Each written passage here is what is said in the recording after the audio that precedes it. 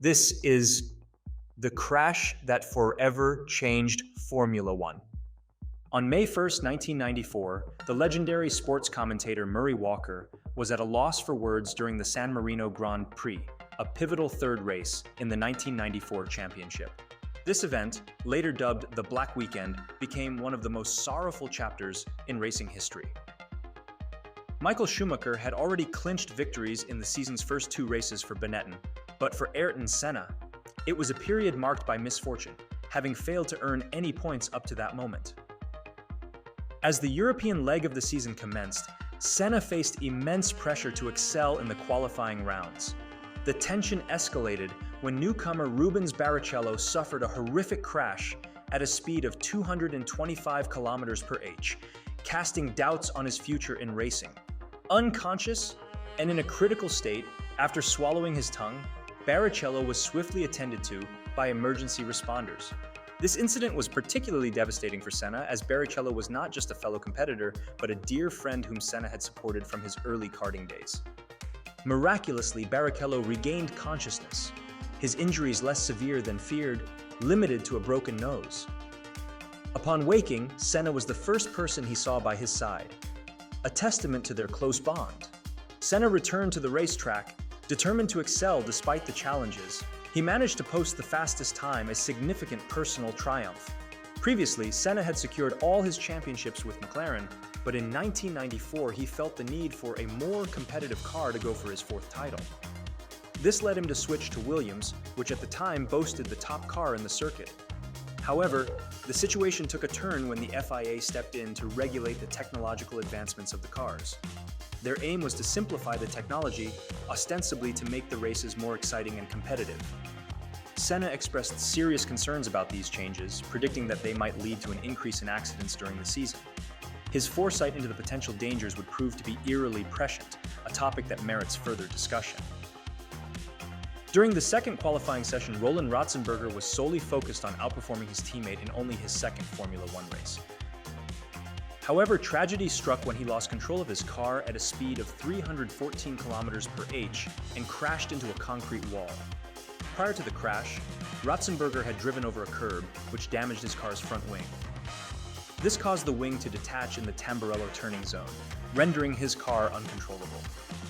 It was clear from the scene that Ratzenberger was unresponsive, creating a very tense situation on the track. Despite the obvious severity of the incident, information was scarce. Ayrton Senna, deeply concerned, used a safety car to get to the crash site, drawing criticism from racing management. Senna's decisive reply highlighted his commitment to safety.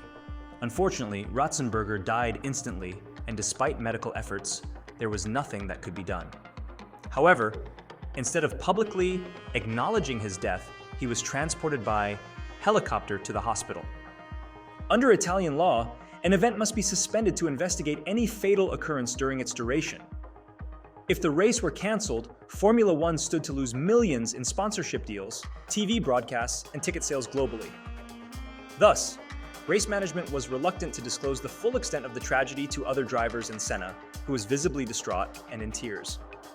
During this critical moment, a legendary conversation occurred that would deeply impact Senna. The head doctor of Formula One and a close friend suggested to Senna, who had been a champion multiple times, that perhaps they should both retire and go fishing. After a pause, Senna responded to the doctor, Sid Watkins, saying, "Sid, I have to go on." As you can imagine, the decision to continue the race was made. On the morning of May 1st, the day of the competition, the drivers gathered for a briefing that began with a minute of silence in memory of Ratzenberger. The mood was somber, and there was a palpable tension as the drivers engaged in serious discussions about enhancing safety measures. During this meeting, Ayrton Senna advocated for the reformation of the Drivers' Association, emphasizing the need for action on safety improvements before the upcoming Grand Prix in Monaco. After finalizing the discussions on safety protocols, the race time drew near. Senna, carrying an Austrian flag in tribute to Ratzenberger, took his place at the pole position. I've often wondered what Senna must have felt as he sat behind the steering wheel, ready to race. This remained a mystery to me until I stumbled upon a video that shed some light on his emotions and thoughts at that critical moment. When the race began, JJ Leto's Benetton stalled immediately after the lights turned green, creating a hazardous situation on the track. Pedro Lamy, failing to notice the stalled car in time, crashed into its rear. The collision sent debris flying across the circuit, which not only caused minor injuries to a police officer, but also injured 8 spectators. This incident brought out the safety car, signaling trouble on the track. Leading the race at this point were Senna, Schumacher, and Hill. This was only the second time in Formula One history that a safety car was deployed on a dry track, which worried everyone present. Senna, recognizing the cooling of his tires, urgently signaled the safety car to increase its speed. By the 5th lap, the safety car came in, and the competition between Senna and Schumacher intensified. They were racing closely, with Schumacher beginning to aggressively challenge Senna by the 6th lap. Suddenly, disaster struck. On lap 7 at 2:07 p.m., Senna veered off the track and into a wall at a shocking speed of 307 km/h. Despite his efforts to brake hard, the impact only slowed him to 211 km/h. When the paramedics arrived, they found Senna with a critically low pulse, indicating the severity of the crash. A piece of the suspension pierced through the visor of Senna's helmet, causing a severe penetrating head injury.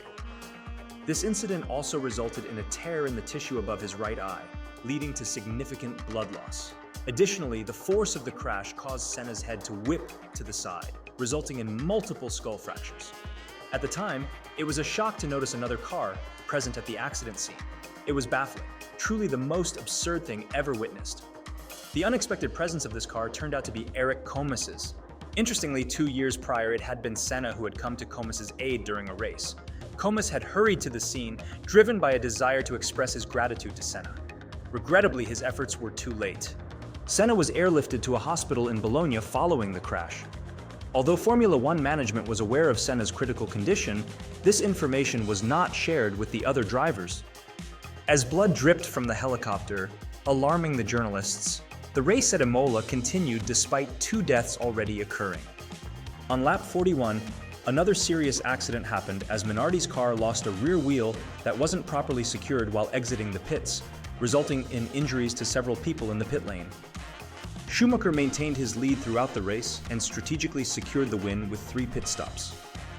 When the race finally concluded, there was a somber mood and no champagne to celebrate the award ceremony. Soon after the awards were presented, the official news of Senna's condition began to circulate globally.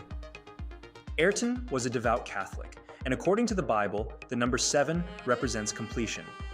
Tragically, on the 7th lap of the race at 2:07, Ayrton Senna's journey came to an end. This incident left the entire racing community in shock.